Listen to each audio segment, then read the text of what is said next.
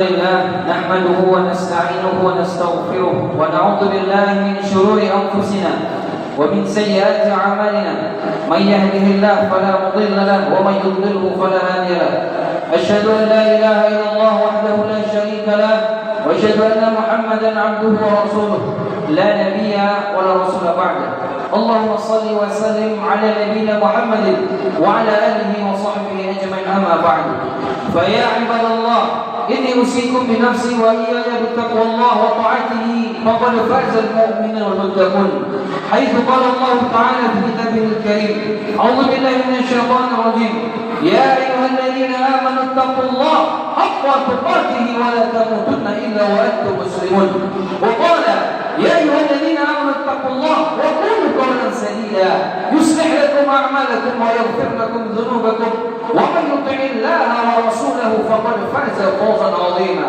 Kaum muslimin sidang jamaah Jumat rahimakumullah. Alhamdulillah, bersyukur kita kepada Allah yang mana pada Jumat ini Allah masih memberikan kepada kita berbagai macam nikmat sehingga dengan nikmat itu layak kita ucapkan alhamdulillahirabbil alamin di awal khutbah kita. Allah berikan nikmat hidup, Allah berikan nikmat sehat, Allah berikan nikmat lapang, Allah berikan nikmat muda, dan Allah berikan kepada kita nikmat harta. Yang 5 nikmat ini tiba waktunya Allah akan ambil dari kita. Maka kaum muslimin yang dimuliakan Allah Subhanahu wa taala, layak kita selalu mengucapkan alhamdulillah rabbil alamin atas segala nikmat yang Allah berikan kepada kita. Selawat dan salam semoga tercurah kepada baginda Rasulullah Muhammad sallallahu alaihi wasallam. Kaum muslimin sidang jamaah Jumat rahimakumullah, dari mimbar ini khatib berwasiat kepada diri khatib pribadi dan kepada jamaah sekalian untuk selalu meningkatkan ketakwaan kepada Allah Subhanahu wa taala. Allah berfirman dalam Al-Qur'an, "Wa tazawwadu fa inna khairaz zadi taqwa." Berbekallah karena sebaik-baik bekal adalah ketakwaan kita kepada Allah Subhanahu wa taala. Yauma la yanfa'u malun wa la banun illa man atallaha biqalbin salim, kata Allah. Pada hari tidak ada manfaat harta yang kita cari dan anak kecuali orang yang datang kepada Allah biqalbin salim, dengan hati yang selamat, dengan penuh ketakwaan kepada Allah Subhanahu wa taala.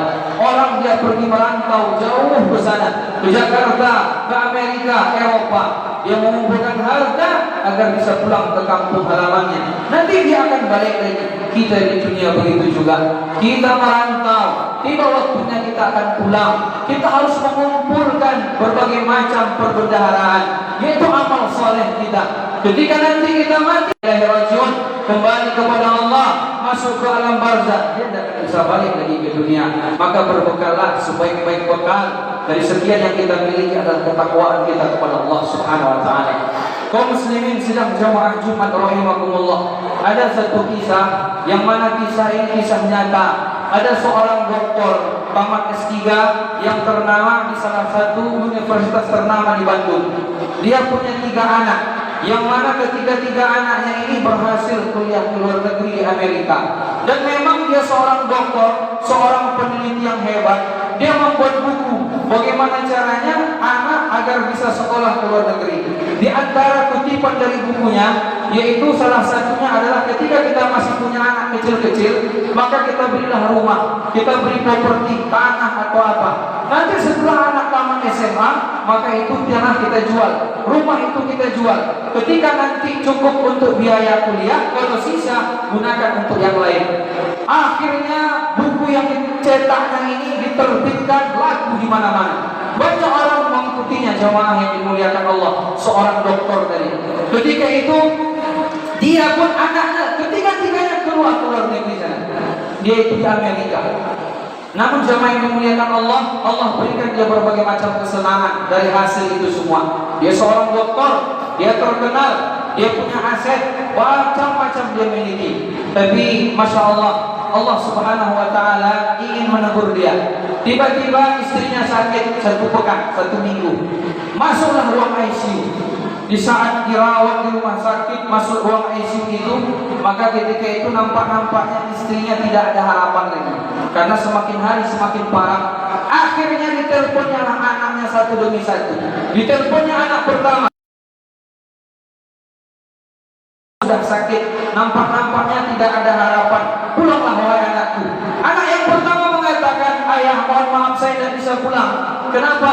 Karena saya lagi ada meeting penting, tidak bisa main-main. Karena saya bekerja di perusahaan yang itu di negara yang betul-betul super ketat aturannya. Akhirnya anak pertama tidak bisa balik, tidak bisa pulang ke Indonesia. Ditelepon anak kedua pun sama. Dia mengatakan, wahai ayah, saya baru diterima di salah satu perusahaan yang namanya karyawan baru, itu tidak bisa izin-izin karena memang kita bekerja di perusahaan yang betul-betul super ketat dan di negara maju. Akhirnya yang anak kedua dan juga bisa pulang. Padahal ibu mereka sudah sakarat. Diteleponlah anak ketiga, inilah harapan nampaknya. Ternyata ketika ditelepon sama jawabannya, wahai ayah, saya lagi ujian. Sebentar lagi saya mau tamat. Kalau saya pulang, gagal saya ujian nanti.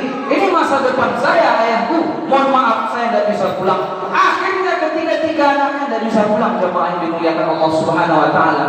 Yang namanya malaikat tidak menunggu anaknya pulang. Yang namanya malaikat maut, Allah Subhanahu Wa Taala kalau sudah perintahkan cabut nyawanya. Mau dia sehat, mau dia sakit, mau dia tua, mau anak kecil, dicabut nyawanya. Idza jaa ajaluhum la yastakhiruna sa'atan wa la yastaqdimun. Orang kalau sudah datang masa ajalnya, batas di dunia, maka tidak bisa dimajukan, tidak bisa dimundurkan meskipun satu detik juga. Jemaah yang dimuliakan Allah Subhanahu Wa Taala, akhirnya malaikat maut pun bergerak mencabut nyawa ruh dari seorang istri dari bapak yang doktor tadi, mencabut ruh dari ibu dari 3 anak yang sekolah di Amerika tadi. Ketika itu jemaah yang dimuliakan Allah, dimandikan, dikafankan, tidak ada yang menemani satupun dari anak yang 3 orang yang katanya berhasil sekolah sampai ke luar negeri sana dan sudah bekerja di sana, punya penghasilan besar. Akhirnya dimasukkan ke liang lahat, kubur pun ditutup. Sang suami, sang bapak, sang dokter menangis sejadi-jadinya. Dia menangis bukan karena istrinya meninggal, karena sudah habis masa dia menangis. Tapi yang dia menangis, ternyata anak tidak sesuai dengan harapan. 3 anaknya sekolah ke luar negeri. Seorang bapak yang lulusan S3 doktor di salah satu universitas ternama di Bandung, ternyata dia baru sadar dia gagal dalam mendidik anaknya. Akhirnya jemaah yang dimuliakan Allah Subhanahu Wa Taala, dia jual aset-aset dia. Habis itu dia buatlah satu lahan, dia beri satu lahan, dibangunnya pesantren. Dia berharap tidak bisa anaknya, paling tidak cucunya nanti masuk pesantren. Jamaah kaum muslimin yang dimuliakan Allah Subhanahu Wa Taala, ini suatu kisah nyata, pelajaran bagi kita.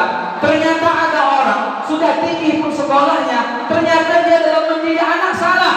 Dia berpikir terakhir baru sadar, harusnya ketika istrinya sakaratul maut, anaknya itu mengucapkan la ilaha illallah di telinga orang tuanya. Kapan lagi mereka akan berbakti kepada orang tuanya? Ternyata yang mereka cari dunia saja. Maka jemaah yang dimuliakan Allah Subhanahu Wa Taala, setinggi apapun kita sekolah, mau gelar kita S2, mau gelar kita S3, mau gelar kita profesor doktor, tetap yang ditanya di alam kubur, ditanya di kuburan, ditanya di alam barzakh pelajaran anak TPA MDA. Apa pelajaran anak TPA MDA? Man rabbuka, siapa Tuhanmu? Man nabiyuka, siapa nabimu? Wa madinuka, apa agamamu? Sang doktor menyesal, kenapa anaknya tidak dipahamkan dengan agama? Kenapa dia tidak masukkan anaknya ke pesantren? Kenapa anaknya tidak didekatkan dengan ulama? Kenapa anaknya tidak dididik jadi orang soleh? Dia malah didik anaknya seperti itu. Menyesal dia sampai mati istrinya pun ketika anaknya tidak mau pulang melihat orang tua mereka yang mau sakaratul maut. Jemaah yang dimuliakan Allah Subhanahu Wa Taala, ada salah satu perkataan saya ambil dari perkataan John Ortega. Dia filosof Spanyol. Memang dia kafir, tapi apa kata dia? Pendidikan abad modern ini, kata dia, itu pendidikan yang bagaimana anak sekolah tapi ujung-ujungnya jadi binatang. Dia bilang seperti itu. Ujung-ujungnya anak jadi binatang. Kenapa seperti itu? Dia disekolahkan betul-betul fokus dengan satu sekolah. Dia disekolahkan S1, S2, S3 sampai habis umurnya, sampai 30 tahun. Lalu nanti dia ahli di salah satu keahlian. Nanti dia bekerja, pergi pagi pulang petang, pergi pagi pulang petang, pergi pagi pulang petang sampai dia mati. Ujung-ujungnya cuma makan sama bersenang-senang.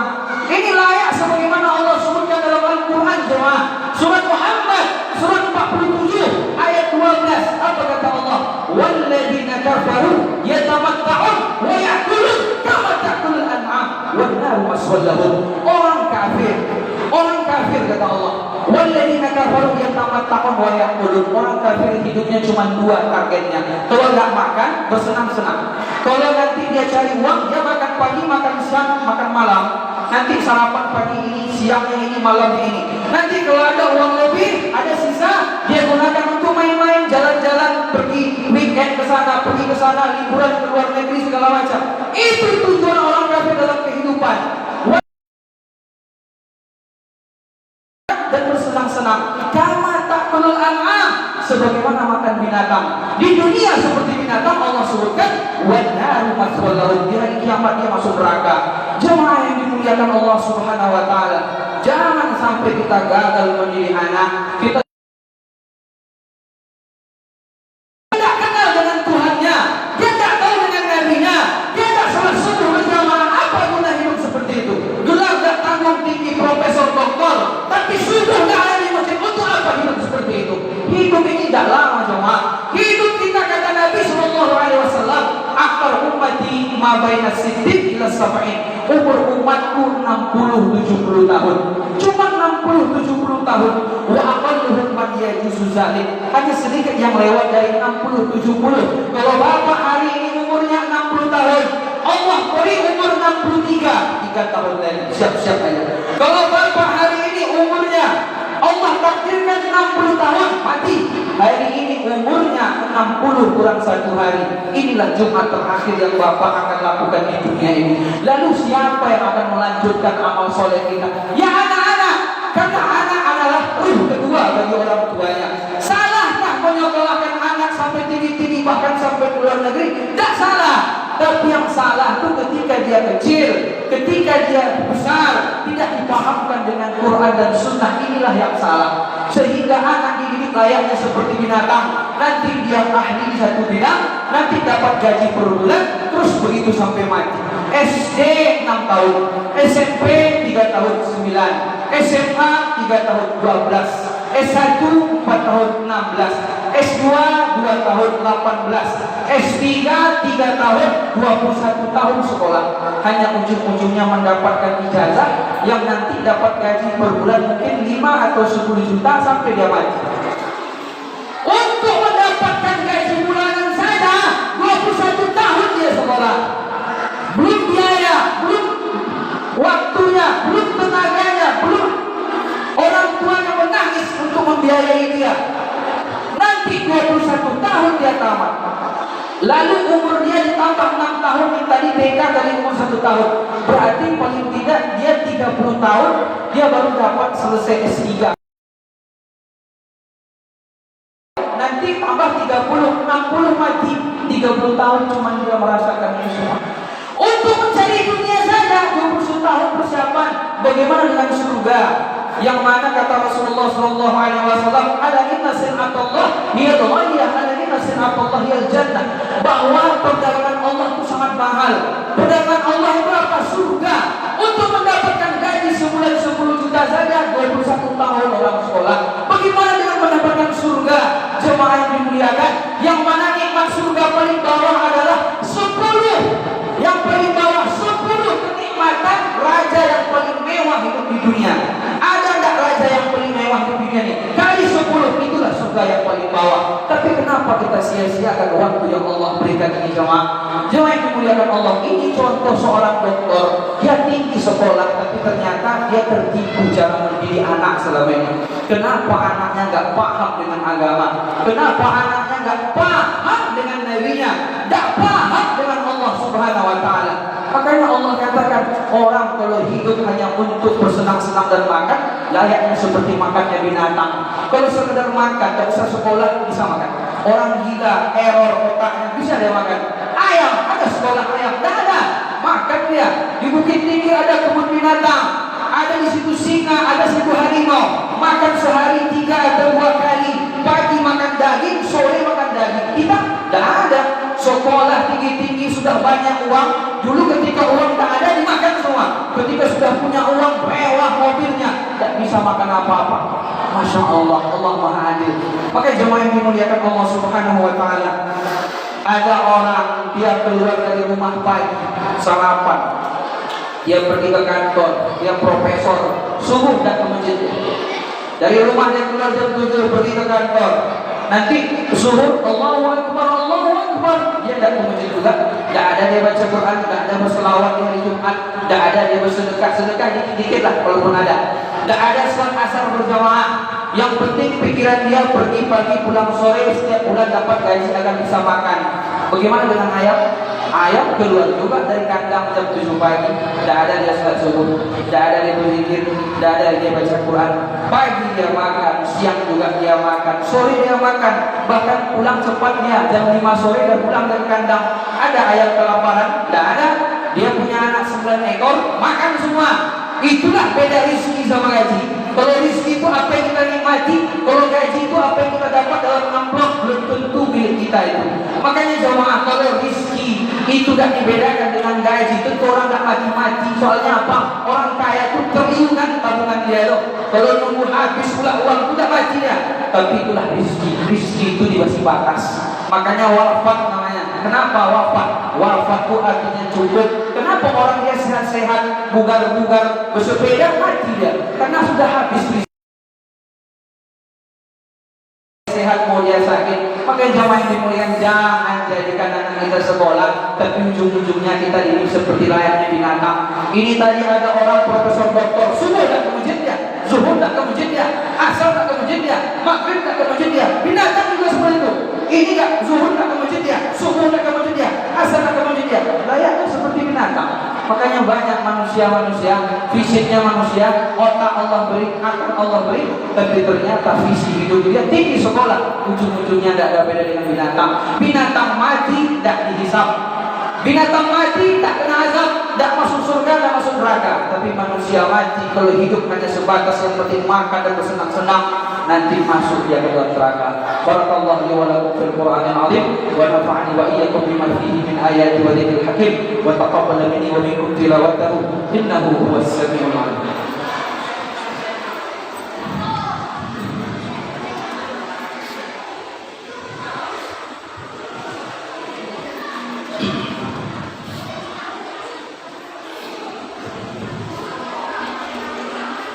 Alhamdulillah Rabbil Alamin wa bihi nasta'in ala umuri dunya waddin. Asyhadu an la ilaha illallah wahdahu la syarika lah wa asyhadu anna Muhammadan 'abduhu wa rasuluh la nabiyya wa la rasula ba'dahu. Allahumma shalli wa sallim ala nabiyyina Muhammadin wa ala alihi wa sahbihi ajma'in. Amma ba'du.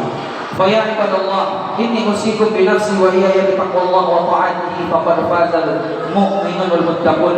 Haitsu qala Allah ta'ala fi kitabihil karim, a'udzu billahi minasyaitonir rajim. Ya ayyuhalladzina amanu taqullaha haqqa tuqatih wa la tamutunna illa wa antum muslimun. Kaum muslimin sidang jamaah Jumat rahimakumullah, di khutbah kedua ini khatib menambahkan sedikit. Allah Subhanahu wa taala berfirman dalam surah Al-Qasas ayat 77, "Wa bataghi fi ma ataqallahu daral akhirata wa la tansa nasibaka minad dunya." Carilah akhirat dari anugerah apa yang sudah Allah berikan kepadamu, tapi jangan lupakan bagianmu terhadap dunia. Kita diperintah mencari akhirat, tapi kita tidak melupakan perkara-perkara dunia. Tapi ingat jamaah yang dimuliakan, jangan sampai kita sibuk menanam rumput, tapi ternyata menanam padi tidak mau. Kalau ditanam rumput, kalau kita cari dunia, yang namanya akhirat tidak akan ikut sama kita. Padi tidak akan tumbuh. Tapi kalau kita tanam padi, kita cari akhirat, mesti rumput dia akan ikut. Rumput tidak pun ditanam tumbuh sendiri, malah kadang-kadang kita rundang biar mati. Itu pun tumbuh lagi ya. Itulah dunia. Maka jemaah yang dimuliakan Allah Subhanahu Wa Taala, kita punya anak, jangan sampai kita jadikan anak kita ini gagal dalam pendidikannya, yaitu pendidikan khususnya masalah agama. Tinggi-tinggi sekolah, tetap yang ditanya pelajaran anak TP, anak tinggi kuburan. Siapa Tuhanmu, siapa Nabimu, siapa agamamu. Ketika tidak bisa menjawab kata Nabi Sallallahu Alaihi Wasallam, maka malaikat Munkar dan Nakir mengambil palunya. Kalau dipukulkan ke gunung, hancur gunung. Tapi kalau dipukulkan ke manusia, bagaimana bentuknya? Tentu lebih hancur lagi. Innallaha wa malaikatahu yusholluna 'alan nabi. Ya ayyuhalladzina amanu shallu 'alaihi wa sallimu taslima. Allahumma shalli 'ala Muhammad wa 'ala ali Muhammad kama shallaita 'ala Ibrahim wa 'ala ali Ibrahim wa barik 'ala Muhammad wa 'ala ali Muhammad kama barakta 'ala Ibrahim وعلى آل إبراهيم في العالمين إنك حميد مجيد. اللهم اغفر للمؤمنين والمؤمنات والمسلمين والمسلمات الأحياء منهم والأموات إنك سميع قريب مجيب دعوة ويا قاضي الحاجة. ربنا ظلمنا أنفسنا وإن لم تغفر لنا وترحمنا لنكونن من الخاسرين. ربنا لا تزغ قلوبنا بعد إذ هديتنا وهب لنا من لدنك رحمة إنك أنت الوهاب. ربنا آتنا في الدنيا حسنة وفي الآخرة حسنة وقنا عذاب النار. سبحان ربك رب العزة عما يصفون وسلام على المرسلين والحمد لله رب العالمين. قيموا الصلاة.